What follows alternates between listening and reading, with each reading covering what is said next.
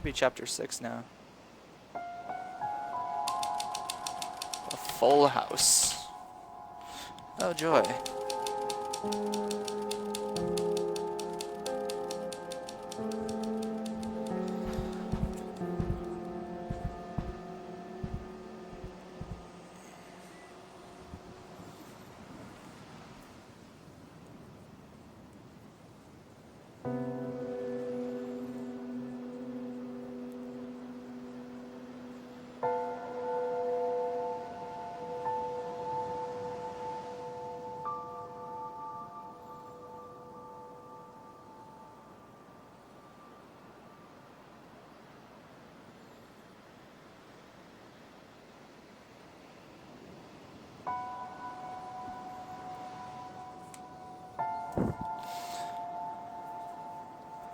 Let's see what we got.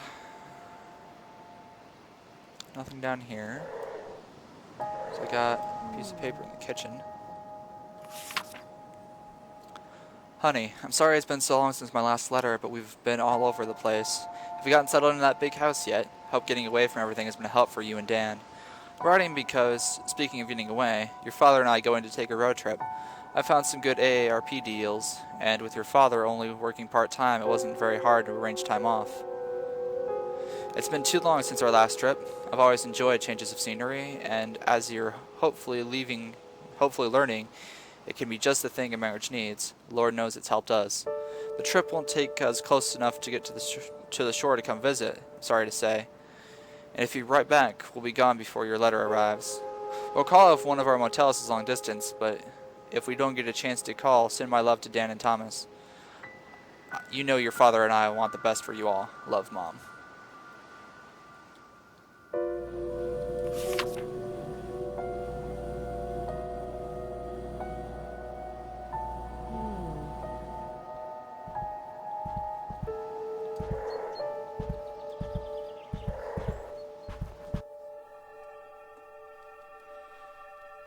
I think I'm going to focus on Dan for a while. I thought Tommy was sleeping with us. I'm checking to see if this is a fold-out.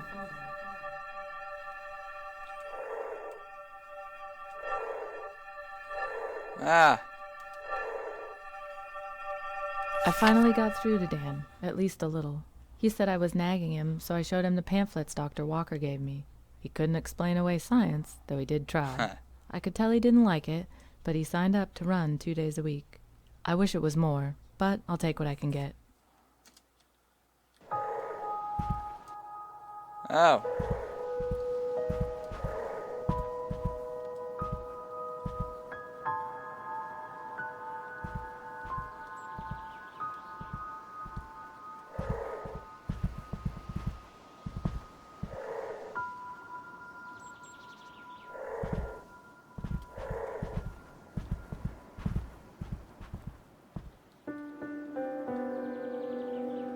I took Tynan up on the book jam.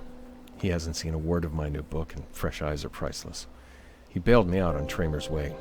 I hope he understands how much of that book worked because of him.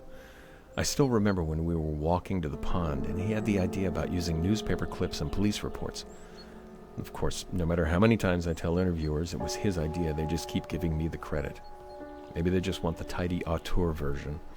Oh well, can't change that. Let's just hope he has an idea for this one too. Friday can't get here soon enough.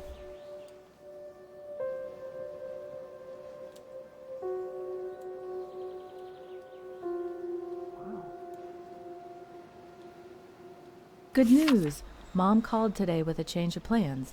They made better time on the first leg of the trip than they expected, and they're coming to visit. Bad news, they want to come this weekend. Did Dan tell Tynan they could stay here for sure, or is that still up in the air? I'll ask after dinner. She sounded cheerful enough on the phone, though I can't help wondering if they took this trip because they hit another rough patch. I hope not. I hope they just want to see Tommy and have a classic Mears family feast, though maybe seeing how they've ended up will be good perspective for Dan and me. Speaking of which, Dad better not get nosy. I've told him 1,000,000 times that my marriage is not his business. Maybe I'll try the thing Christine told me. When someone asks you something private, just say, "Why do you ask?" Put it back on them and see if they've actually got a reason to get into your business. Yeah, I've got to remember to try that. We'll see how he answers that one.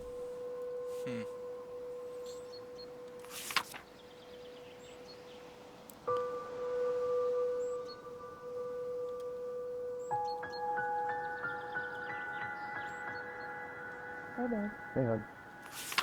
Sounds like they're both down in the living room.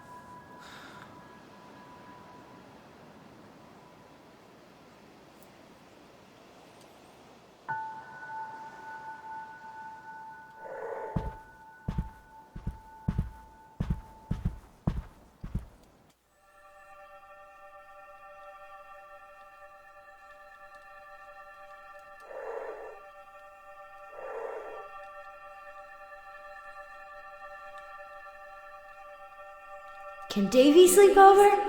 Let me call his mommy.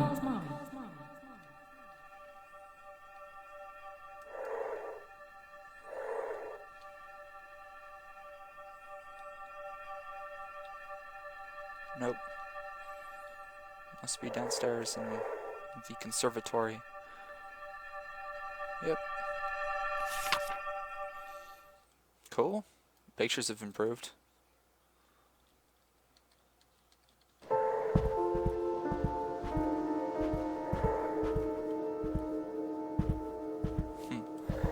Sofa fort. Hi. Honey.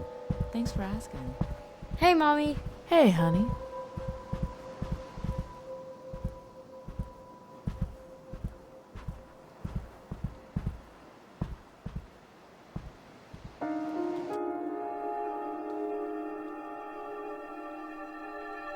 Haven't had a drink on a weeknight in 2 weeks.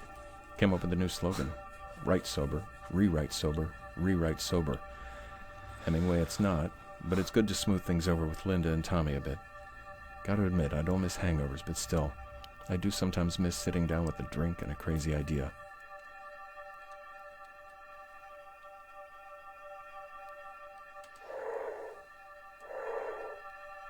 What about Tommy?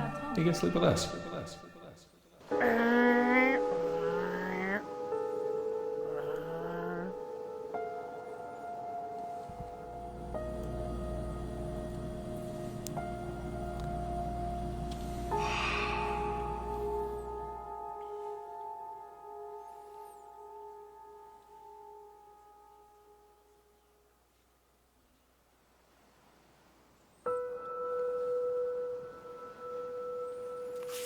Diary of K. Williams, May 15th, 1952.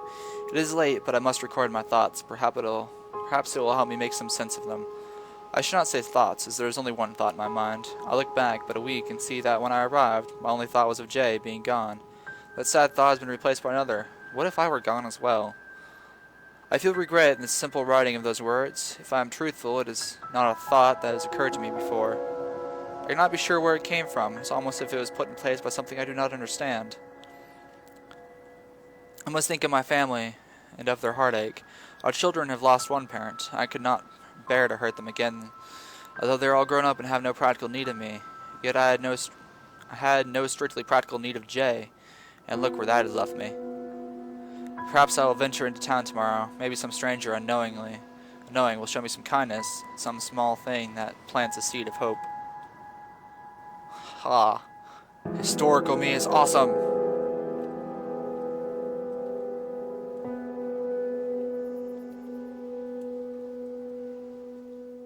Considered I was going to be reading about someone's death here shortly. I've decided I shall go walk off the cliff. That would be bad. And really kind of disturbing. Diary of K. Williams, May 16th, 1952. I feel shame looking back on last night's entry, yet it does clarify the choices before me. I can walk to the cliff, close my eyes, lean forward, and be done. It would not be hard. Or I could find a path forward without Jay. I hold no hope that I will find another love in the autumn and winter of my life, but perhaps there is a piece to be found. I went in town this morning and stopped at the cafe, sat at a sidewalk table and sipped coffee, watching people pass now and then as they live their lives. I never think of my time in this house fondly. These circumstances make such a remembrance an impossibility. But I know that my time here has allowed me to part the fog that I clouded my mind when I arrived. I now know that there are two paths before me. All that is left is to choose.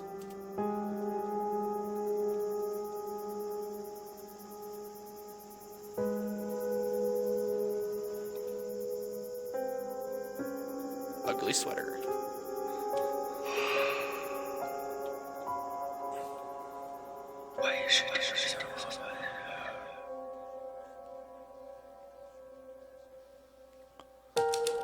Dan was too excited about getting Tynan's feedback to cancel the visit. He found the fishing poles were in great shape, and he and his friend hit it off like they'd seen each other yesterday. Linda told them they could find a small pond in the woods, and their trip paid off not only in fresh fish for dinner, but new idea for their books as well.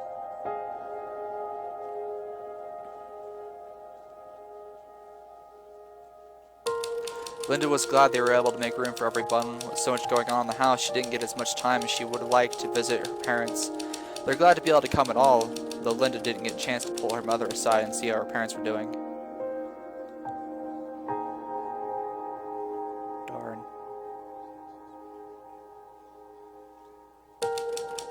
Tommy cried when Dan told him that Davy wouldn't be able to sleep over, and the fact that the extra sheets were used for grown-ups' house guests instead of a sofa for it only upset him more. He didn't want to sleep with his parents, and in the middle of the night he woke up and tried to get back into his room, causing an embarrassing scene.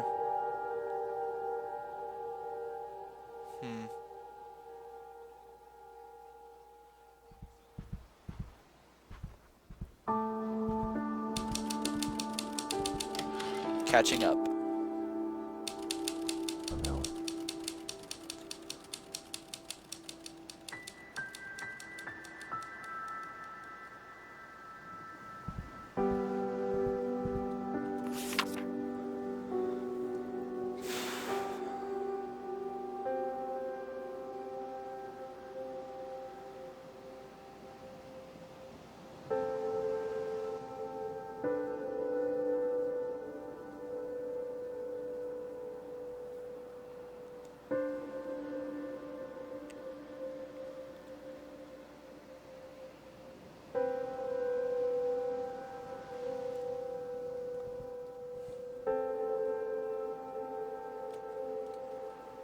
That was close.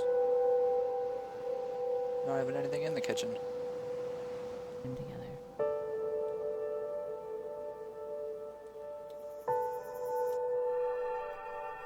We barely talked yesterday. Wow, you're right. I guess we've just been so busy.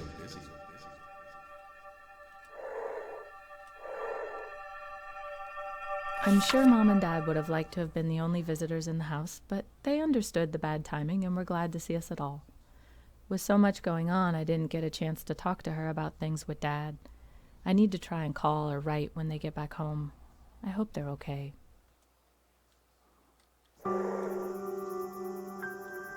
Dan and I had a good conversation today. Well, we'll have to wait and see if it was actually good, but I feel like I got my point across about family time. We've been getting a little frayed on the little things lately, and it reminded me of something Anne said one time. Love is a behavior, not an emotion. If something's important to you, you show it with your actions. We weren't doing so well with that before we got here. I told Dan my idea. I want us all to eat together at 7 every night, with family time after that. Tommy's wiped out by 8:30, so we'd get a solid hour and a half as a family, and then Dan and I could have the rest of the night to ourselves.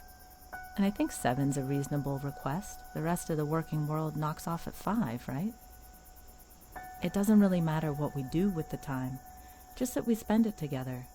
It's easy to make excuses when you've got a lot going on, which is why patterns help.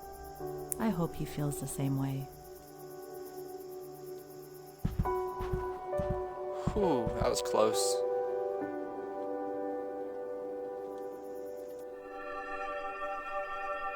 Will it make me smarter? Honey, listen to me. You are smart.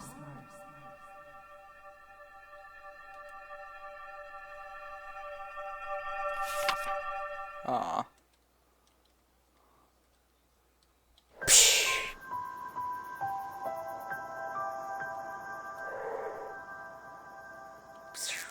It broke again.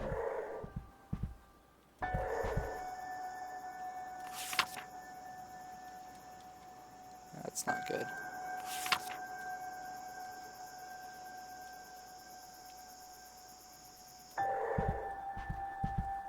That doesn't happen at home.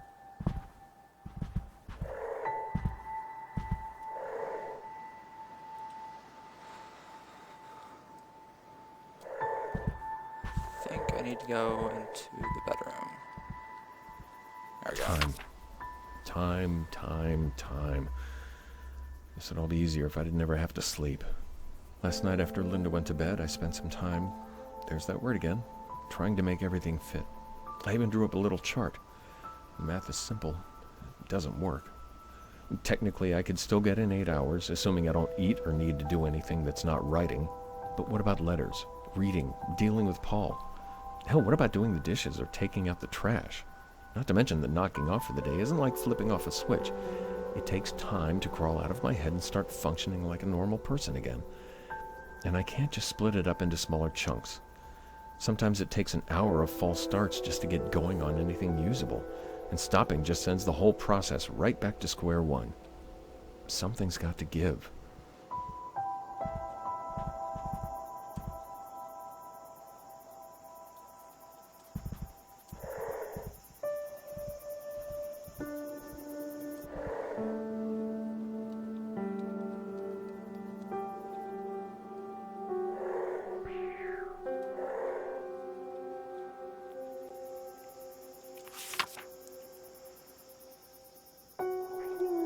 Alan, this letter might come from out of the blue, but do you remember when you told me about Bobby falling behind on reading? Looks like we're there with Tommy. We knew he was struggling when we came up here, but his teacher gave us a list of books for him to work on over the break and said we should see how he responded to the change in environment. She gave us a few sample readings and told us to keep an eye on how he was grasping the concepts. Tommy still isn't there, and long story short, the pediatrician in town knows a specialist who gave us some exercises to try. They seem pretty straightforward, but I wanted to write and see if you had any tips that helped you guys with Bobby. Damn.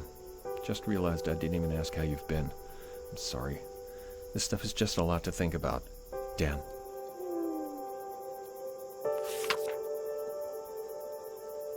Perfect schedule, aka the single unattached writer's guide.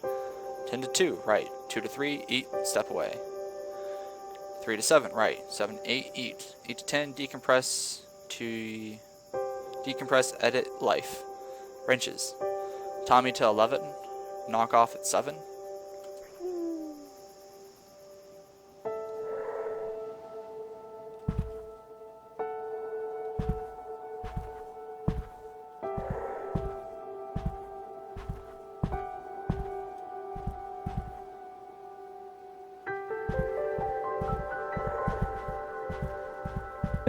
What's up?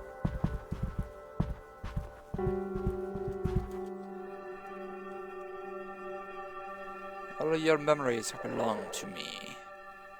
Whoa. I'm sorry. I shouldn't have snapped. I just... Damn.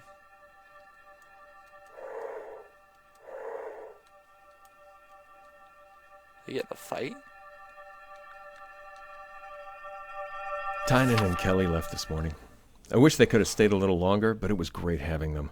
It felt just like college again. Fishing, having a few beers, talking about how we're going to conquer the world. Working through some issues on his book even gave me an idea for how to fix the logjam in Act 2. Funny how creativity works sometimes. I've got to remember to put him in the acknowledgments.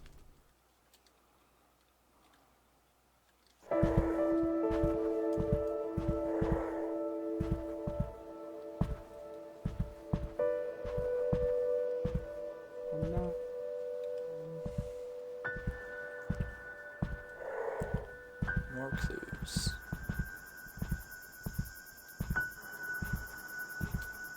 Ah, shit.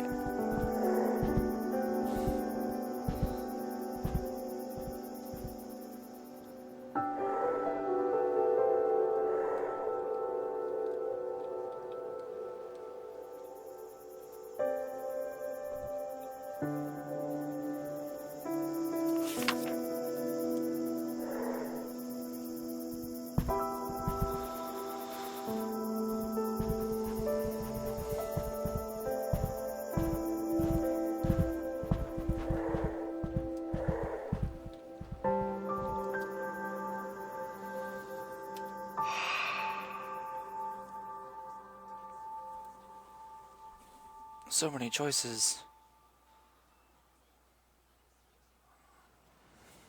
I wonder if this will be the last one or if there'll be one more.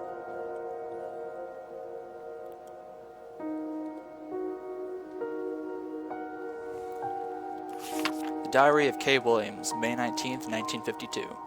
I've decided, and I am sure of my decision. I do not know which is right or wrong, only that my choice is my own. It took 3 days alone, letting whatever calming influences here, for I am sure there is something, guide my thoughts. I thought about Jay, and talked with Jay in my mind. I know that this is right. I cannot think about the path not taken, only the one ahead.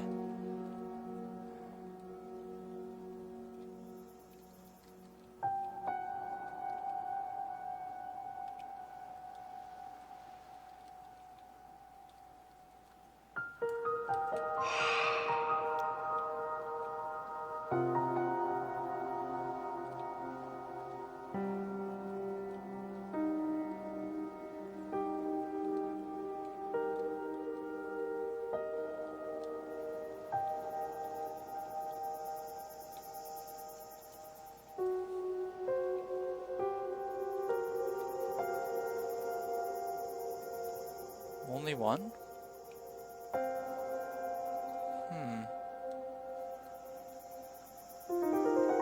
Surprised. I thought there'd be another one.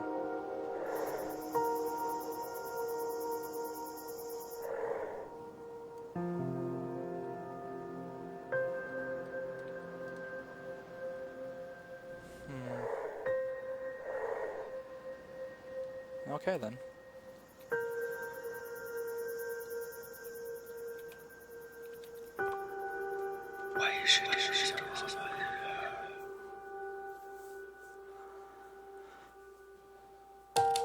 Dan didn't want Tommy to start another school year behind, so he committed to helping the little man for 2 hours every morning. Having both of his parents there helped Tommy's confidence as much as his reading, and their morning practices became an event they all looked forward to.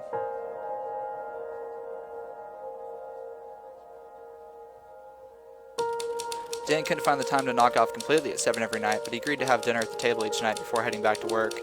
Linda and Tommy missed him after dinner with the sounds of his typewriter, the only sign he was even in the house. They're glad for the time they did get at the table.